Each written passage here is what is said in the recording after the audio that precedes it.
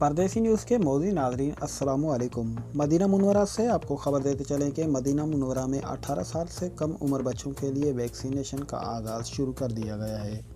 Medina Munawwara महकमा सेहत ने ईसवी कैलेंडर के हिसाब से 12 से 18 बरस तक लड़के और लड़कियों को फाइज़र वैक्सीन की पहली खुराक देना शुरू कर दी है। रीजन के तमाम कमिश्नरियों और तहसीलों में सेहती ऐप के ज़रिए तारीख हासिल करने वाले को वैक्सीन दी जा रही है।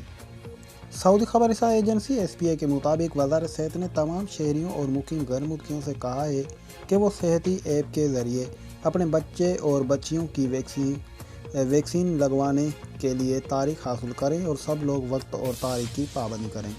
वज़ारत सेहत ने तवज्जो दिलाई है कि सबकी सेहत व सलामती के लिए कोविड-19 को फैलने से रोकने के लिए हिफाजती तदाबीर की पाबंदी हर हाल में ज़रूरी है। दोस्तों, अगर आप हमारे चैनल पर नए हैं तो हमारे चैनल को सब्सक्राइब करें ताकि हर न्यू आने वाली वीडियो वक्तन ब वक्तन आप तक पहुंचती रहे। आपके कीमती वक्त का बहुत शुक्रिया। अल्लाह निगहबान।